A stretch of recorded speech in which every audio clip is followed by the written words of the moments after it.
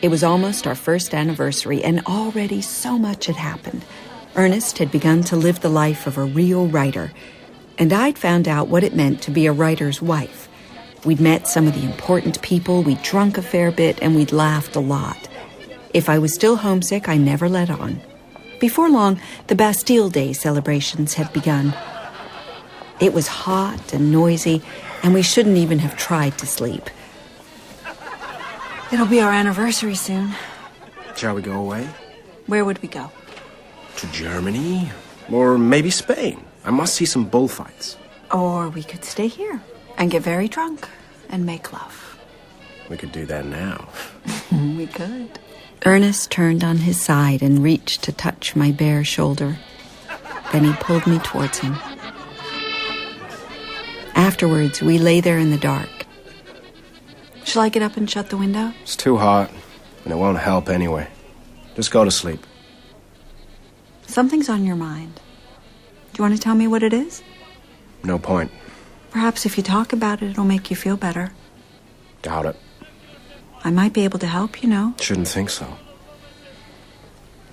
I love it when we make love. Maybe that's half the trouble. What do you mean? There's something about it that makes me feel emptied out afterwards. And lonely, too. But that's awful. I'm sorry. It's nothing you've done. The hell it's not. Let's never do it again. We don't have to. I promise I'll never mention it again. Look, don't worry about it. Just tell me you love me. I love you. I kissed his hands and eyelids and tried to forget what he'd said. Go to sleep now. I'll do my best. I'm getting up. You're not going to work now. I'm gonna try.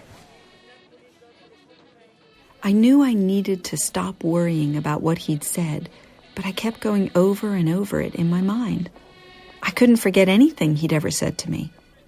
That's just how it was. The summer stretched on this way, with time not moving at all.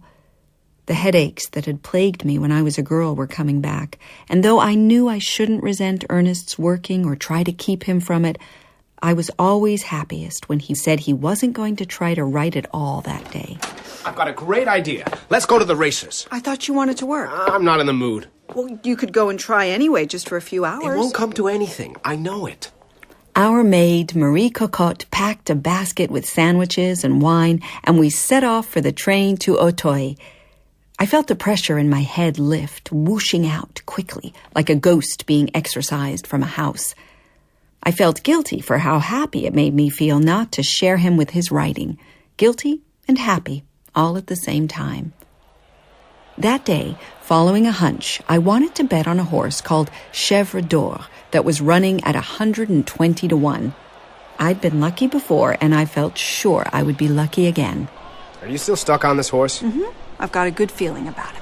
Just as well. There's 6 months of living expenses riding on it. You don't mean it. Maybe we better not. Well, to hell with that. I love it when you take a chance. When you're not my normal cautious little cat. My horse took the lead from the start. By the second hurdle, nothing could touch him. He was 4 lengths ahead by the 4th hurdle, a brandy-colored blur. Then he was 10 lengths ahead of the field, then 20. Come on, you can do it. Come on, go on, go on. Yes, come on, yeah, come on, go. I don't believe it. I don't believe it. As beautiful as the rest had been, that's how ugly it was when he fell at the last jump. It was so terrible I couldn't watch. I buried my head in Ernest's shoulder and didn't see the end of the race. I cried half the way home on the train, through the gloomy neighborhoods with the clotheslines and the garbage and the children dressed in rags, trying hard to forget what I'd seen. That summer, we celebrated our first anniversary, a whole year of married life. Most of it had been fun, a real adventure, the two of us inventing an entirely new life for ourselves in Paris. But I had to admit that it hadn't been altogether blissful, that sometimes I'd been a little lonely. Perhaps that's how marriage was, I thought. One day a telegram came for Ernest from the Star. The editor wanted him to go to Turkey to cover the conflict that had erupted there. What's the matter? I won't be gone long. It'll be like Genoa, the same as that. And then I'll be home and we'll be together again. I'd never told him how low I'd been the last time he was away, how every day had been a struggle against myself. I don't want you to go. What? Tell them you can't. Tell them I'm ill. You're not making any sense. I'm only telling the truth for once. No, you're just being childish.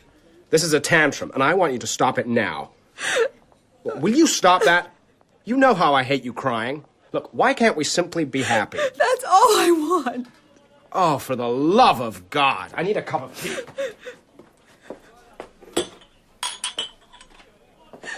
Can't we pretend the telegram never came? You know we can't. Here, let me do that. Oh, forget the damn tea. But I just want... Go to hell.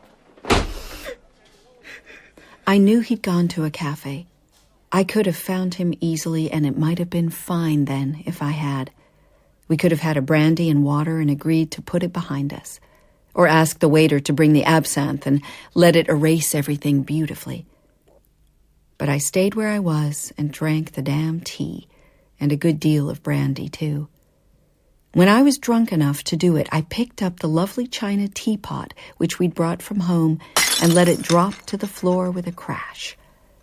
I meant to leave the pieces there for him to see, but that felt too small and childish. I hated feeling so desperate and out of control, but couldn't find a way out of it.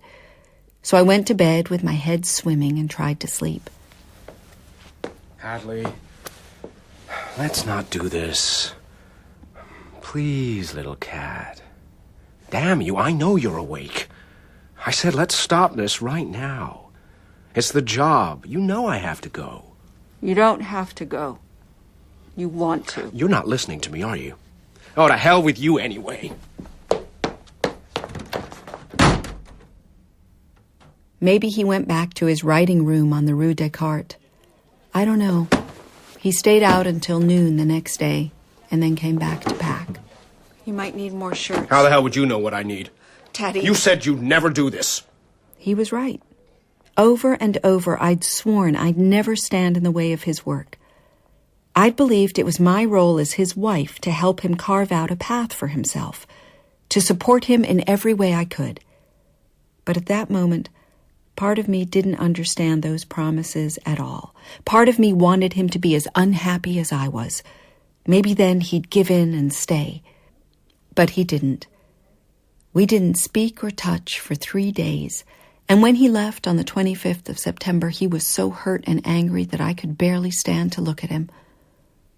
I stood at the door and watched him struggle with his bags on the stairs. Towards the bottom, he dropped the case holding his typewriter. It fell hard, bounced with a sickening clatter, then fell again. He kicked it angrily before picking it up. When he got to the door at the bottom of the stairs, he kicked that too, and then I heard nothing. When he was gone, I felt sad and guilty, hating myself for what I'd done. All I could do was hope that he'd be safe, and that the thread that bound us was strong enough to weather the damage done.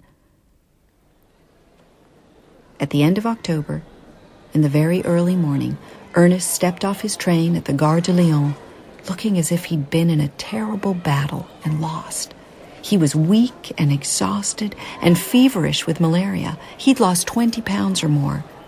I hardly recognized him. I'm so sorry for everything. It doesn't matter now.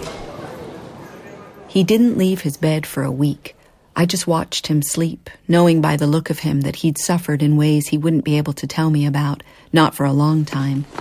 After a week, he could get out of bed and bathe and dress.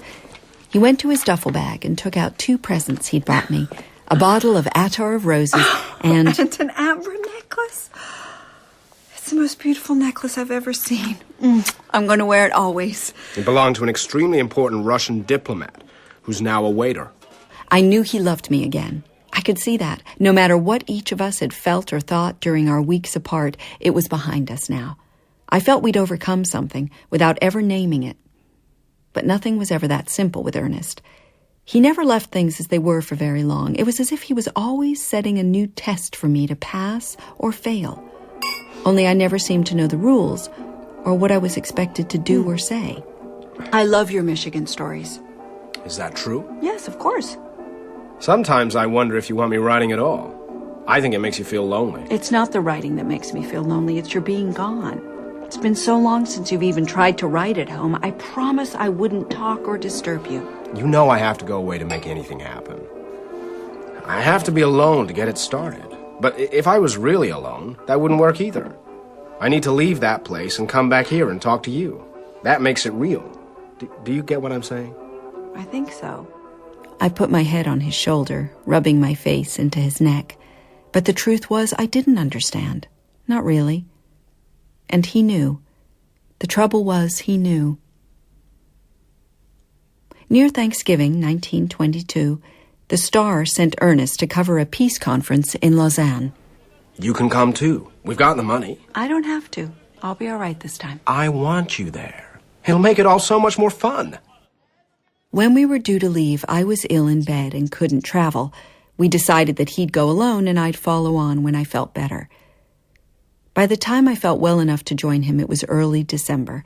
I packed happily, knowing that when the conference was over, we'd have a long skiing holiday in Switzerland. As I packed, I thought about how long we'd be gone and how anxious Ernest would be to return to his stories and his novel. Also, he'd cabled to say that a journalist he'd met in Genoa wanted to see everything he'd written so far, but he only had one thing with him, a story called My Old Man. It went without saying that he'd like to show more of his work to this guy, so I went to the cupboard where he kept all his manuscripts, gathered everything together, and packed it in a small valise, every last word of it. That was to be my surprise for him. When I boarded the train, I put the valise under my seat. We had half an hour before departure, so I went to stretch my legs and buy a newspaper. When I returned to the carriage, everything was just as I'd left it, except for the small valise. It wasn't under the seat. I couldn't see it anywhere. In a panic, I called for the conductor. My companion in the carriage tried to be helpful. Is there something I can do? I can lend you something of mine to wear. It isn't clothing. You don't understand. The conductor fetched 2 policemen. I stood on the platform while they examined my papers and interrogated me, whilst everyone stared. C'est la valise de mon mari. My husband's. Il est en Suisse, Switzerland. He's a writer. It's his work. 3 years' worth of work. Stories, poems, articles. The beginnings of a novel. They didn't understand at all. But the conductor agreed to hold the train for another 10 minutes whilst the police performed their search. I didn't believe that whoever had stolen the valise was still on the train. It was probably a common thief who simply assumed it was full of valuables. Instead, it contained every thought and sentence Ernest had sweated over since we came to Paris, and well before. What would I do? How could I ever tell him? When I finally returned to my carriage, I was weeping uncontrollably. Was it something precious? The train grumbled beneath us, then lurched away from the platform with finality. There was no stopping or changing anything now, no avoiding the terrible truth of what had happened. It was priceless. Absolutely.